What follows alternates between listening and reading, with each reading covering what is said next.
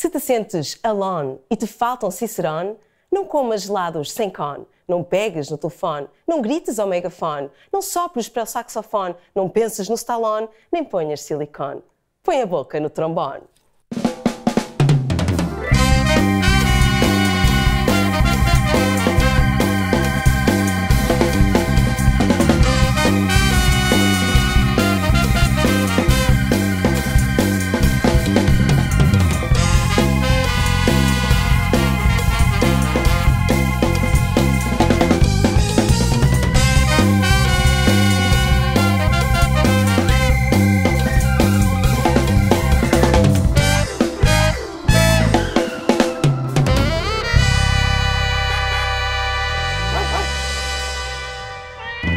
Olá, sejam muito bem-vindos a mais um Boca no Trombona!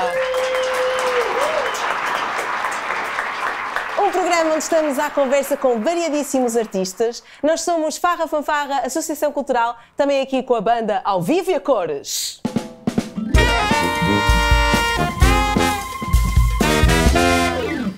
Eu sou a Mary e a nossa convidada de hoje é a atriz e cantora Sofia de Castro!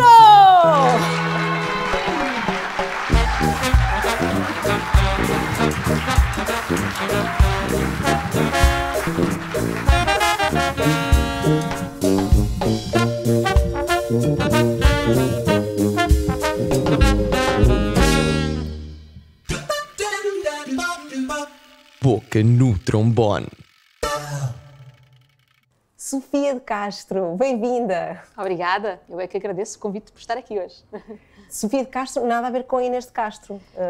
Só se for a minha filha, porque sempre foi uma coisa que eu, por acaso, sempre fiz muita questão de dizer a todos os meus namorados, se algum dia tivermos filhas, a primeira vai ser sempre Inês de Castro, que era para não começarem com ideias de inventar que eles é que tinham o direito de dar os nomes às meninas. Portanto, assim que efetivamente chegou o dia em que fui mãe, há 18 anos atrás, pronto, assim que se soube que era menina, lá está, Inês de Castro, uma homenagem. Mas eu sempre tive esta tendência para dar homenagens às mulheres fortes da nossa história. Já a minha filha mais nova é Filipa de Castro, porque não tinha Lencastre para dar, então Lencastre foi a coisa mais próxima. Pronto, aqui está. Um beijinho para elas.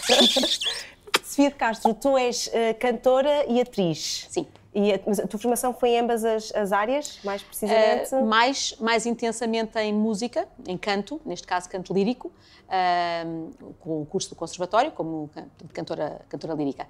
Mas depois, em termos de processo artístico e profissional, enverdei mais pela área do teatro musical e foi onde eu mais trabalhei, onde desenvolvi mais as minhas competências como performer e depois, mais tarde, como professora. Portanto, depois acabei mais tarde a fazer formação também na área do teatro e a desenvolver as competências mais na área de interpretação. Portanto, diria que, ainda assim, mais para cantora do que para atriz, mas gosto de pensar nas duas coisas como algo que eu faço. Sim. E onde é que entra o teatro musical? Eu acho que o teatro musical sempre esteve lá. É muito interessante olhar para a ópera e para o teatro musical sempre com aquele paralelismo. As pessoas podem pensar que a ópera e o teatro musical estão ali, são muito irmãs, não é? São ambas música que se faz interpretada em cima de palco, com cena, com cenários e tudo, mas há diferenças muito, muito consideráveis entre ambas as disciplinas, sendo que a maior diferença que existe entre elas, e que foi o que acabou até por me levar mais para o caminho do teatro musical, é o facto do teatro musical se fazer sempre normalmente na língua-mãe dos países onde é feito. Portanto, se eu fizesse aqui uma produção do Fantasma da Ópera, o mais provável era fazermos uma adaptação para português. E o que é que isto faz? Faz com que o público se conecte muito com o que está a ver, com o que está a assistir. Os próprios atores também acabam a conectar-se, porque quer nós queiramos, quer não, a parte do cérebro que fala em línguas estrangeiras e a parte do cérebro que fala na língua-mãe funcionam de forma diferente e o processo emocional, o processo de construção das personagens, o processo de desenvolvimento de todo o trabalho de interpretação acaba a ser sempre diferente. E foi um pouco isso que me levou para o teatro musical. Primeiro porque aquele mundo do teatro musical parecia que falava comigo mais diretamente comigo, falava mais direto às minhas emoções, havia ali uma ligação maior, conectava-me maior, identificava-me mais. Se bem que a ópera é um velho amor que não desgruda, como se costuma dizer. Mas o teatro ganhou ali uma predominância muito grande, e o teatro musical, todo um protagonista da minha vida. E por isso, mais tarde ou mais cedo, eu teria que acabar por querer partilhar tudo o que aprendi em cima do palco e fora dele, com outras pessoas, e foi por isso que acabei por abrir uma escola de teatro musical, e agora a minha vida é muito, muito à volta disso, não só da performance, mas principalmente de pôr os outros a fazer performance, não é? De ensinar aos outros. E alguma coisa devemos estar a fazer bem, porque toda a gente que sai da primeiro ato, primeiro ato é o nome da escola, todos os nossos finalistas, não é? Acabam todos mais tarde ou mais cedo por fazer alguma coisa no teatro musical, e alguns até emigram e vão perseguir os seus sonhos em teatro musical lá fora, quer seja em formação superior, ou mesmo já a pisar o palco, um pouco por todo lado. E cá também.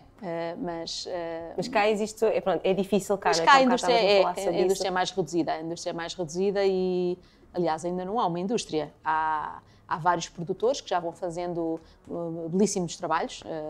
Também é natural que assim seja, porque com a proliferação de escolas e de cursos de teatro musical que vão surgindo um pouco por todo lado em Portugal, seria natural que o nível qualitativo dos performers fosse subindo. E cada vez mais há bons cantatores, é o que se costuma chamar aos artistas de teatro musical, são cada vez melhores. Também cada vez mais há encenadores a trabalhar o registro de teatro musical, porque é um pouco diferente realmente de trabalhar outros registros, não só de teatro declamado como o operático, que já falámos aqui hoje. E, portanto, vai cada vez mais surgindo, cada vez melhores produções, cada vez espetáculos mais bonitos, mais grandiosos, com maior qualidade, que também atraem mais o público, não é? E o público também gosta mais de ir ver. O que, digamos, está a estender-se um pouco o tapete para que essa indústria se pudesse realmente criar e evoluir, como acontece noutros países. Não digo, evidentemente, que estamos a anos-luz de uma Broadway ou de um West End, mas quem sabe o que acontece inclusivamente no Brasil, porque desde há 20, 25 anos a esta parte, que em São Paulo e no Rio de Janeiro se fazem lá pequenas Broadways, pequenos West Ends. Há realmente uma produção de teatro musical muito interessante no Brasil, que é um país que, pronto, não poderíamos pensar que não seria um país com tanta tradição dentro desta área da produção do teatro musical e dentro até inclusivamente dos grandes franchises, como o Les Misérables, ou o Fantasma da Ópera, todos espetáculos que já fizeram produções no Brasil e de grande sucesso. Inclusivamente o Chicago, que também esteve em cena cá em Lisboa. Tudo espetáculos cheios lá no Brasil. Portanto, há público, em Portugal também o há, é só mesmo continuar a fazer coisas. Sim, o Chicago esteve aqui ainda bastante tempo. Teve uma segunda dose, não é? No Teatro da Trindade, e esteve sempre cheio, pelo menos na extensão do meu conhecimento, esteve sempre cheio e foi um belíssimo espetáculo. A escola tem 10 anos, não é? A escola tem 10 anos. E em que é que consiste o curso? Como é que se... São 3 cursos, na realidade, são 3 tipos de formação. Para os mais pequeninos, não é? É apanhá-los novos, ali com 4 anitos, e começar a dar-lhes logo algumas ferramentas para pisarem o palco com à vontade, porque isto mesmo que não queiram fazer carreira do teatro musical, porque há muitos que não querem, não é? São sempre ferramentas para a vida, o estarem à vontade, perderem inibições, desbloquearem a timidez, aprenderem a falar em público. Em qualquer circunstância, todos temos que falar em público, nem que seja para fazer uma apresentação numa escola, não é? E depois, os mais pequeninos chegam ali aos 11 anos, passam para os juvenis, onde já a coisa começa a ser um bocadinho mais à séria, e depois, por volta dos 15, 16, já podem migrar para o curso de adultos, que é o nosso curso. Não tem limite de idade? Não tem de todo. O nosso curso de adultos é profissionalizante, mas pode ser frequentado por qualquer amante do teatro musical que o queira fazer só por gozo, não é? Só por vontade de aprender, mas normalmente é procurado por pessoas que têm pretensões a fazer teatro musical. Sofia, queremos saber mais sobre isso, mas antes tenho uma pergunta para te fazer. Sim. O que é que aconselharias? Qual a ópera que aconselharias aos nossos telespectadores para ver, para ouvir, começar. para começar? Ora, a ópera. A ópera, para começar, há várias óperas que são boas para começar, mas diria que aquela que tem as músicas mais orlhudas e aquelas que as pessoas ouvem, isto é ópera, não sabia. Fica, não é? Fica, exato, perdura. Seria necessariamente a Carmen de Bizet, que é uma belíssima história e que, para além de ter... sabes que é uma das óperas mais feitas no mundo inteiro e sem sombra de dúvida, uma das com mais sucesso e mais conhecidas. Mas quando estreou, foi uma escandaleira. Foi uma escandaleira, porque Paris, no tempo da Bizet, aquilo não se deu bem com aquele erotismo todo e com aquele exotismo todo. E consta que o Bizet morreu de desgosto por causa disso, por causa do Eu não sabia disso. É verdade. Consta que ele morreu de desgosto por causa do flop que aquilo foi.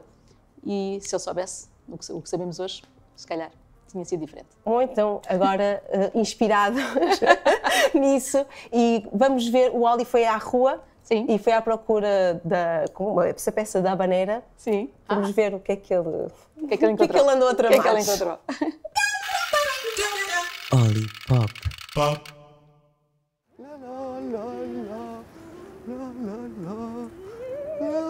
Hello, Mary! Estar aqui no Martim Muniz hoje a ensaiar ópera.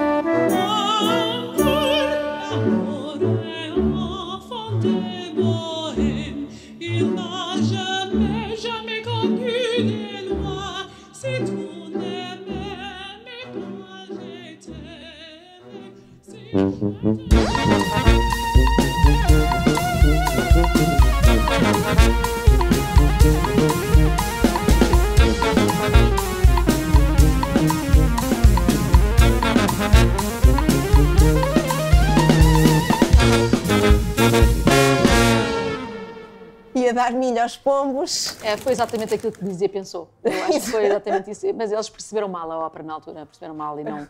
Pronto, milho aos pombos, de facto. Milho aos pombos ia pensar na Carmen, Pensar na não é? Carmen, naquela mulher sensual e bonita, não é? Pronto, acho que é uma boa ópera para começar, de facto. Um bocadinho longa, ainda assim, mas todas as óperas o são, portanto, não há nada a fazer. Uma ópera, foi assim que nos conhecemos também, um bocadinho com um bocadinho desta ópera. E com a habanera, exatamente, precisamente com a habanera, é verdade, com aquele espetáculo que fizemos em dezembro. É verdade, no Maximo, um beijinho para todos, olha um brinde. Ópera no Maximo, ora está, pois, isto tem que se brindar com vinho, tem que ser. Ópera no Maximo foi sempre aquilo que... Não, é mentira. Mas... E espetáculos da tua escola? Espetáculos da minha escola. Ora bem, nesta altura em que o programa estará a ir para o ar, espero eu, se tudo correr bem e se o Covid deixar, estaremos a estrear aquilo que nós chamamos lá no primeiro ato, o Estúdio de Teatro Musical de Inverno, que é uma novidade. Uma novidade, nós costumávamos ter só o Estúdio de Teatro Musical, que é a nossa pequena companhia, aquilo que onde nós fazemos espetáculos de teatro musical, musicais mesmo. Portanto, vocês, para além da escola, depois têm uma espécie de companhia. Funciona como algo que pertence à escola, não é? É algo que é totalmente inerente ao funcionamento da escola, mas é à parte do curso de formação técnico, propriamente dito. Mas está aberto a todos os alunos da escola. O de inverno é mesmo só para os mais avançados, as turmas mais avançadas. Mas isto é uma novidade que surgiu aqui um bocado com a pandemia, porque tivemos que cancelar em 2020 o espetáculo, e então o espetáculo de verão, que seria o que normalmente acontece em julho, e nós pensámos, bem, se a pandemia entretanto permitir, vamos abrir um espetáculo em janeiro, vamos lhe chamar o Estúdio de Teatro Musical de Inverno. E isso ficou como algo que para futuro, não é? O ano passado, infelizmente, também este ano, a bem dizer, não pudemos fazer o Estúdio de Teatro Musical de Inverno porque fomos para a quarentena outra vez em janeiro. Portanto, sim, o ano passado. Mas o que acabou por acontecer foi que o Estúdio de Teatro, a peça que estava prevista para o Estúdio de Teatro Musical de Inverno no ano passado acabou por ser o Estúdio de Teatro Musical de Verão. Mas este ano, se tudo correr bem, vamos estrear um musical que se chama, estamos neste momento a estrear um musical que se chama Bear. Bear não de urso, mas de carregar, no sentido de suportar o peso, portanto, carregar a cruz, um pouco, tem essa duplo sentido. Quem? É de Damon Intrabartolo, que é um compositor rock, acaba por ser uma peça rock, pop rock, tem ali um pouco essa dualidade. É incrível, se tiverem oportunidade, acho que deviam conhecer. Em julho? Não, é agora. Agora mesmo? Precisamente agora. Atentos. Não se esqueçam. E é uma peça sobre jovens, é uma peça jovem, mas não é uma peça leve, é uma peça que fala de assuntos difíceis, de assuntos pesados, de conflitos interiores, de religião. Religião versus aquilo que nós somos, portanto, aquilo que nos ensinam a ser versus aquilo que nós sentimos que nós somos, mas que nos ensinaram a achar que está errado. Portanto, tem a ver com questões de orientação sexual e de religião. Pronto, é isso mesmo. Tudo acontece num colégio católico, um colégio interno católico, onde dois rapazes descobrem que se amam. E então, tudo o que acontece a seguir, precipita-se ali uma série de dramas e de situações complicadas e uma série de outros dramas juvenis, como a gravidez na adolescência, a anorexia e a bulimia. Portanto, é tudo focado um pouco na nossa leitura deste espetáculo. E são vocês que traduzem também? Somos nós que fazemos esse trabalho todo. Os nossos alunos colaboram também connosco, nós depois fazemos um pouco ali um trabalho de centralização do trabalho de adaptação para português, porque não é uma tradução, é uma adaptação. Há uma série de regras que é preciso cumprir quando se adapta um musical do original para português, nomeadamente a questão das rimas, as coisas têm que rimar no mesmo sítio, as acentuações dos tempos fortes da música têm que cair nas sílabas tónicas do português versus aquilo que acontecia no inglês. Então é uma trabalheira de meses para adaptar um espetáculo de 2 horas, não é? Ainda por cima este é um espetáculo que é sang-through, ou seja, tem muito pouco texto falado, é quase só música, são 32 músicas, salvo erro, acho que é isso, 30 e qualquer coisa músicas, é obra, é mesmo. Está onde? No auditório do Casino Estrela. E são jovens de várias idades? Sim, todos a partir dos 17 anos, exatamente, é isso mesmo. Nas turmas mais avançadas normalmente são dos 17 para a frente. Temos até aos 51 no nosso elenco, porque como falámos há pouco, a primeiro ato não tem limite de idade, não tem limite superior de idade, e nós temos sempre jovens no nosso elenco dos 50 para cima. Neste caso temos 2 pessoas. Que giro. Mas e as turmas são mistas também? Depende ou seja, não depende das idades, depende da... Sim, a única coisa que limita a frequência das várias turmas é a idade inferior, nunca a superior. Ou seja, tem que se ter um mínimo de determinada idade para ir para determinada turma. Claro. A partir daí, normalmente os juvenis que têm 15 anos já estão a passar para os adultos. Agora, nos adultos não há limite superior. Qualquer pessoa com a idade que tiver, tenha ou não tenha experiência, desde que tenha potencial, pode frequentar o curso da primeiro ato. E é pós-laboral? É pós-laboral, exatamente. Portanto, funciona durante a semana, os adultos funcionam durante a semana, sempre a partir das 6h30 da tarde. Todos os dias? Todos os dias. Depende das turmas? Sim, depende das turmas, exatamente. No geral, 2 a 3 noites por dia, por semana, peço desculpa. É um curso prático? É um curso teórico e prático. Também tem Teórico disciplinas e prático, teóricas. sim. Claro, que também temos fazer as traduções. Também temos formação musical, portanto, também gostamos de pensar que os nossos alunos podem e devem aprender a ler música, não é? Porque acho que é uma mais-valia para eles. História do teatro musical, portanto, temos também essa componente, que é uma componente bastante teórica, porque já que pretendem pisar o palco como artistas de teatro musical, é bom que conheçam a sua história. E há coisa de uns meses atrás faleceu um dos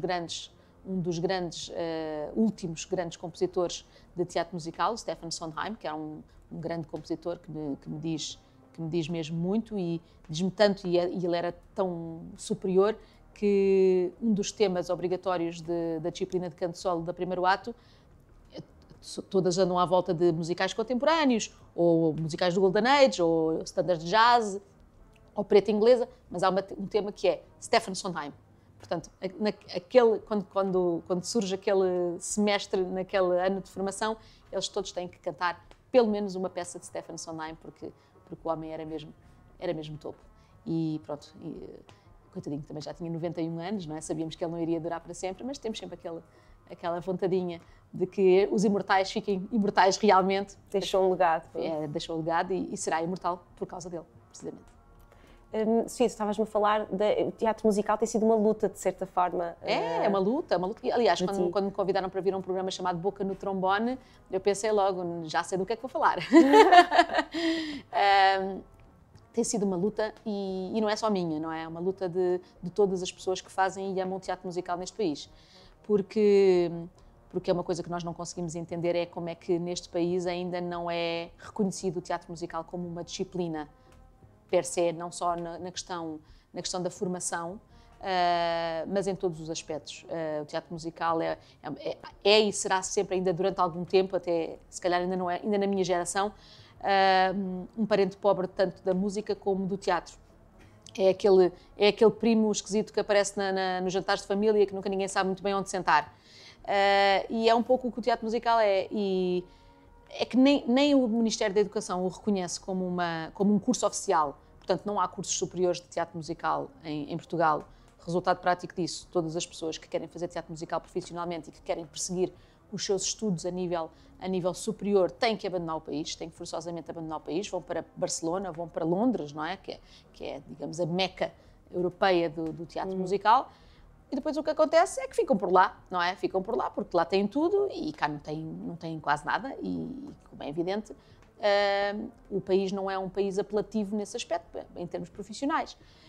E, portanto, enquanto isto não evoluir nesse campo, enquanto não houver alguém que diga, sim senhora, vamos permitir que as universidades artísticas abram um curso oficial de teatro musical em Portugal para que os estudantes não tenham que ir gastar rios de dinheiro, porque é literalmente isto que acontece, rios de dinheiro em propinas caríssimas em universidades internacionais, possam ficar no seu país a estudar, a fazer essa mesma formação superior e depois, quem sabe, contribuir para que a indústria performativa, profissional do teatro musical evolua para um patamar onde, efetivamente, a produção justifique conseguir trabalhar-se neste país e que se consiga trabalhar em teatro musical neste país, de maneira a que os profissionais não se vejam obrigados a recorrer a outros trabalhos, não é? A fazer exercer outras profissões, porque não conseguem sobreviver única e exclusivamente do teatro musical.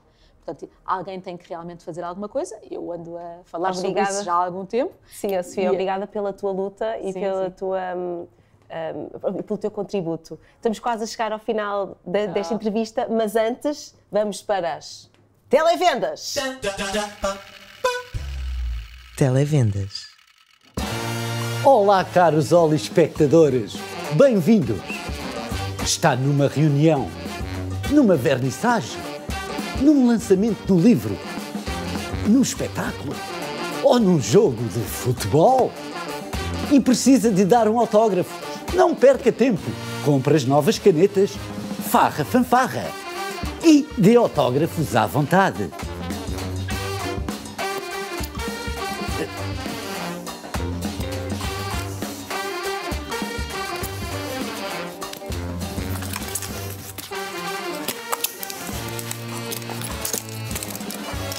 Bom, caso as canetas não escrevam, não perca tempo. Compre já o CD Farra Fanfarra. Compre um e pague 2.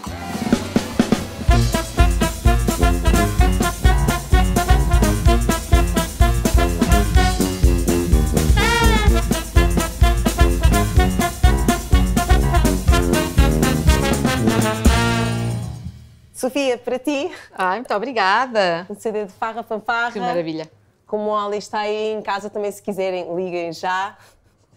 E agora sim, estamos a terminar. Não sei se há algo mais que queiras dizer, que queiras sintetizar. Eu, basicamente, aquilo que eu gostaria de dizer era que a cultura é segura e apelar ao público para vir sempre ao teatro, porque nós precisamos deles e eu também sei que eles precisam de nós. E, essencialmente, as pessoas podem ter aquela sensação de eu vou ficar em casa, ver uma série da Netflix, um pouco aquela, entre aspas, preguiça, mas quando vão ao teatro vêm de lá felizes, vêm sempre felizes. E recordam-se, nessas alturas, porque é que o povo português gosta de teatro.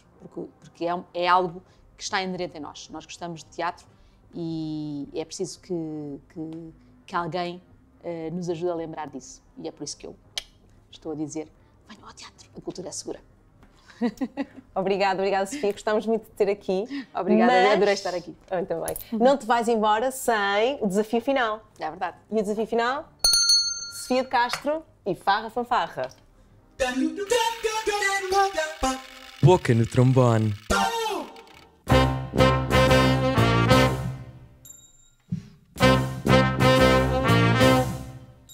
The minute you walked in the joint, I could see you were a man of distinction, a real big spender. Good looking, so refined. Say, wouldn't you like to know what's going on in my mind? So let me get right to the point. I don't pop my cock for every man I see. A big spender.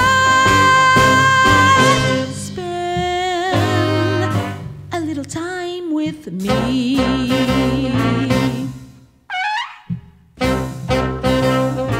So wouldn't you like to have fun, fun, fun? How's about a few laughs, laughs? I can show you a good time. Let me show you a good time. The minute you walked in the joint, I could see you were a man of distinction, a real big spender. Good looking, so refined. Say, wouldn't you like to know what's going on in my mind? So let me get right to the point. I don't pop my cock for every man I see. A big spender.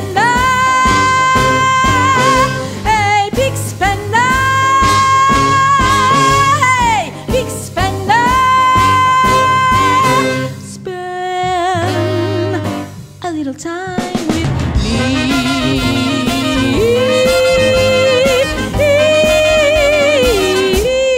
Yeah. Sofia de Castro e Farra Fanfarra, muito obrigada com este Big Spender. Foi um prazer estar aqui à conversa com esta cantatriz. Hoje estivemos à conversa com Sofia de Castro. No próximo episódio vamos estar à conversa com um mágico. Não vou já dizer quem, venham ver. Por hoje foi tudo. Boca no trombone, Mary, Farra Fanfarra, Sofia de Castro. Obrigada a todos aí em casa e aqui no estúdio também. Até uma próxima. Fiquem na nossa companhia por agora.